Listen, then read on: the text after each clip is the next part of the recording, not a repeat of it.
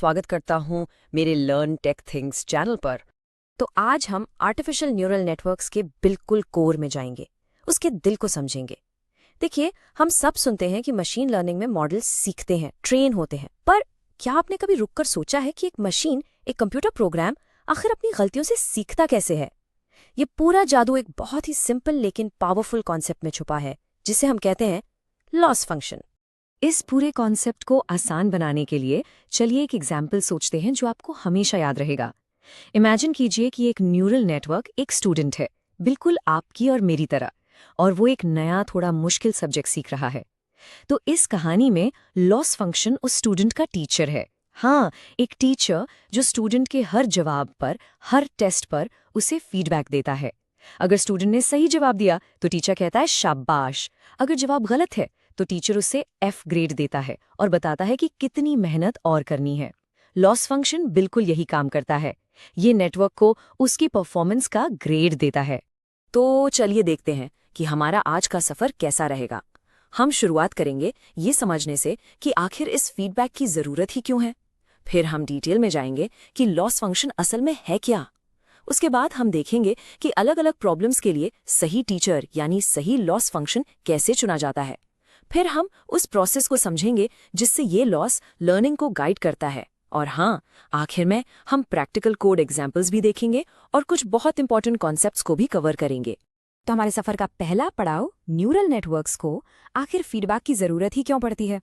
इससे पहले कि हम लॉस फंक्शन की गहराई में उतरें, ये जानना बहुत बहुत जरूरी है कि लर्निंग प्रोसेस में इसकी ऐसी क्या खास जगह है। एक आर्टिफिशियल न्यूरल नेटवर्क यानी AN इन 4 सिंपल स्टेप्स में सीखता है। पहला कदम है फीड फॉरवर्ड। इसका मतलब है कि नेटवर्क अपने करंट नॉलेज का इस्तेमाल करके इनपुट डेटा को देखता है और एक अनुमान लगाता है। ये बिल्कुल वैसा है जैसे स्टूडेंट सवाल पढ़कर अपना पहला जवाब देता है। दूसरा और सबसे इंपॉर्टेंट है लॉस को कैलकुलेट करना। यहाँ हमारा टीचर उस अनुमान को असली जवाब से कंपेयर करता है और एक स्कोर देता है। ये स्कोर ही लॉस है जो बताता है कि गलती कितनी बड़ी थी। तीसरा स्टेप है बैक प्रोपेगेशन, जिसमें नेटवर्क उस स्कोर से समझता है कि गलती आखिर हुई कहाँ। और चौथा है अपडेट वेट्स, जहां नेटवर्क अपनी नॉलेज को उस फीडबैक के हिसाब से एडजस्ट करता है। और ये साइकिल बार बार लाखों बार चलता रहता है जब तक कि स्टूडेंट F ग्रेड से A+ ग्रेड तक न पहुंच जाए। और इस बात को बिल्कुल गांठ बांध लीजिए, अगर लॉस होगा ही नहीं तो नेटवर्क को कभी पता ही नहीं चलेगा कि उसने गलती की है। बिना लॉस के नेटवर्क को हमेशा लगेगा कि वो बिल्कुल सही है। वो एक ही गलती हजारों बार करेगा और कभी नहीं सीखेगा। इसलिए लॉस फंक्शन सिर्फ एक फॉर्मूला नहीं है, ये लर्निंग की आत्मा है। ये वो आईना है जो नेटवर्क को उसकी गलती दिखाता है। इसके बिना नेटवर्क अंधा है।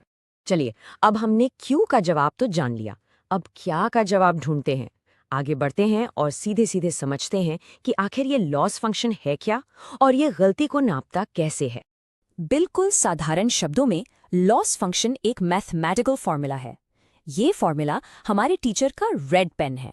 वो देखता है कि असली जवाब, जिसे हम Y कहते हैं, क्या था, और स्टूडेंट का जवाब यानी मॉडल का प्रिडिक्शन, जिसे हम Y hat कहते हैं, क्या है। फिर वो इन दोनों के बीच के फर्क को कैलकुलेट करके एक सिंगल नंबर देता है, बस एक नंबर। अगर फर्क बड़ा है तो ये नंबर भी बड़ा होगा, मतलब F ग्रेड। अगर फर्क छोटा है तो ये नंबर भी छोटा होगा, मतलब A ग्रेड। गलती जितनी बड़ी, लॉस की वैल्यू उतनी ही ज्यादा। सिंबल। इसे एक बहुत ही आसान रियल लाइफ एग्जांपल से समझते हैं। मान लीजिए हम एक मॉडल बना रहे हैं जो घर की कीमत प्रिडिक्ट करता है। एक घर की असली कीमत है 10 लाख।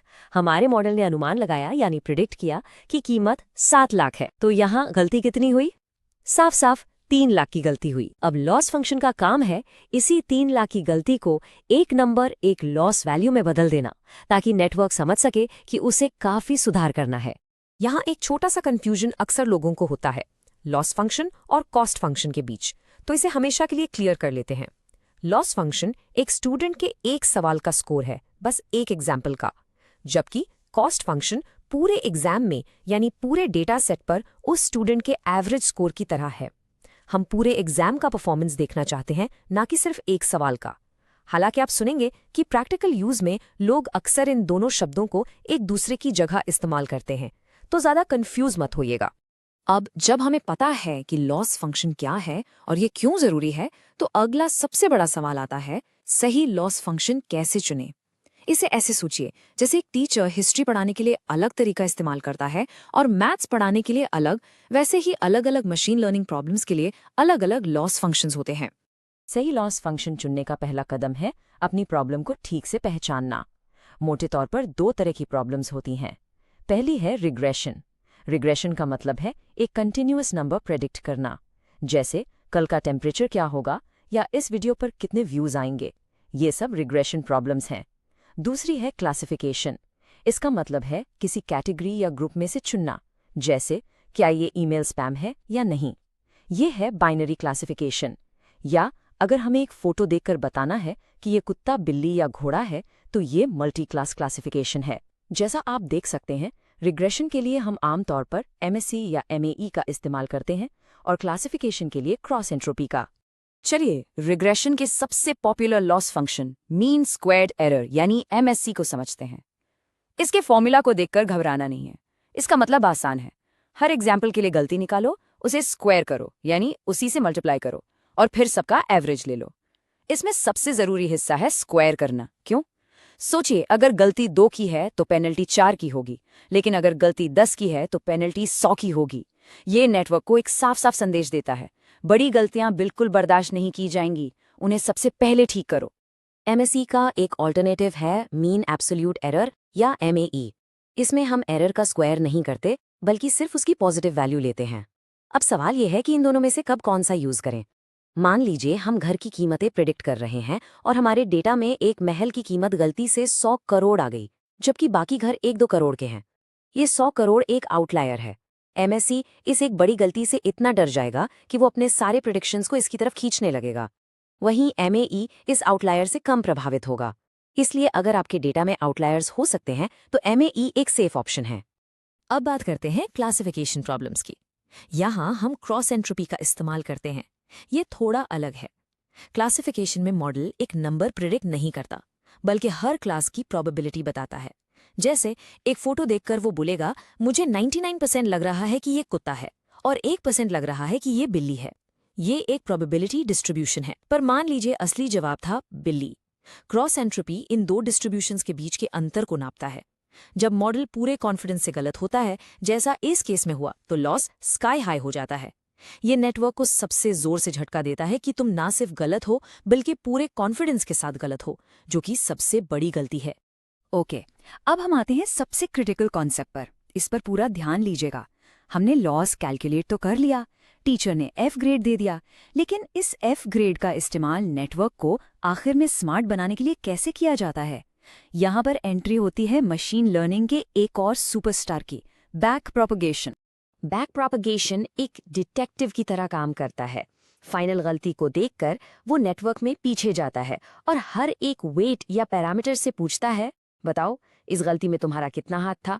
लॉस फंक्शन ने तो बता दिया कि जवाब गलत है, पर बैक प्रोपगेशन ये बताता है कि जवाब किस वजह से गलत है।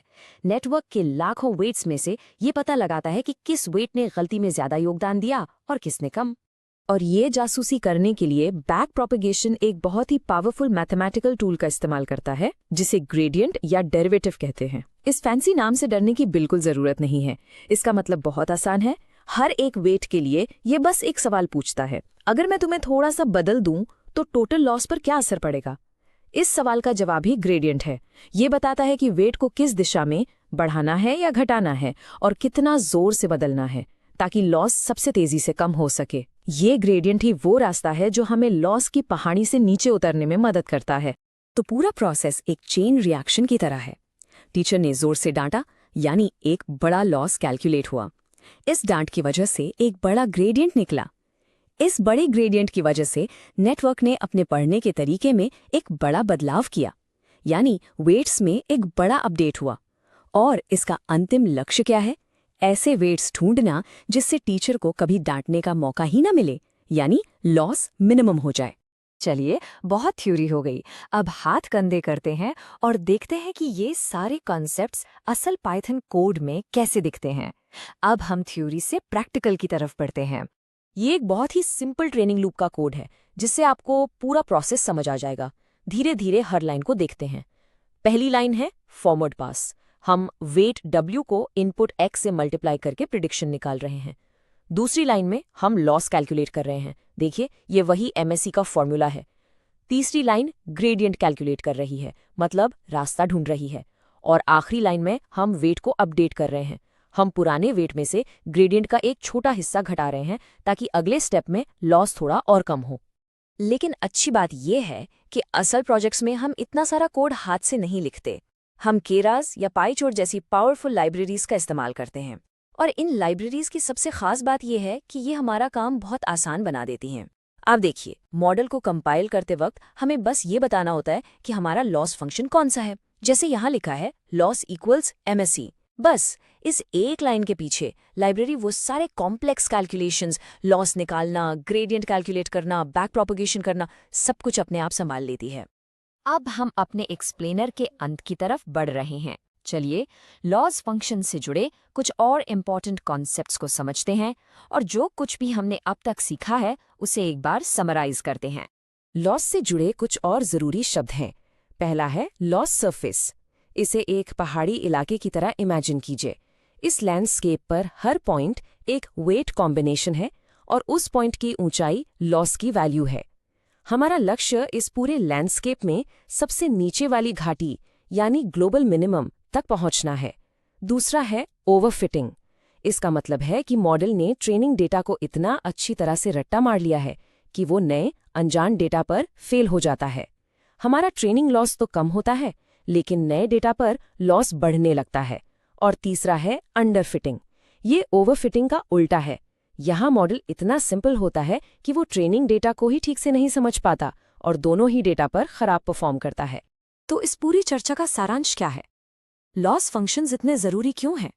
क्योंकि वो मॉडल की गलती को नापते हैं, वो बैक प्रोपगेशन प्रोसेस को रास्ता दिखाते हैं, वो सीखने का पूरा गोल सेट करते हैं, वो कंट्रोल करते हैं कि मॉडल सोल्यूशन की तरफ कैसे बढ़ेगा। और सबसे ज़रूरी बात, जिसे हमेशा याद रखें, बिना लॉस फंक्शन के एक आर्टिफिशियल न्यूरल नेटवर्क अंधा है। हमने सीखा कि लॉस फंक्शन हमारे स्टूडेंट यानी मॉडल के लिए एक गोल सेट करता है। मैं आपको एक सवाल के साथ छोड़ जाता हूँ। सोचिए, क्या होगा अगर हम अपने स्टूडेंट को गलत गोल दे दें? अगर आप एक स्टूडेंट को बोल रहे हैं कि उसे एस्से लिखने के एग्जाम में मल्टीपल चॉइस क्वेश्चंस की प्रैक्टिस करनी है, तो क्या होगा? वो बिल्कुल गलत दिशा में मेहनत करेगा और कभी सफल नहीं होगा। मशीन लर्निंग में भी बिल्कुल ऐसा ही होता है।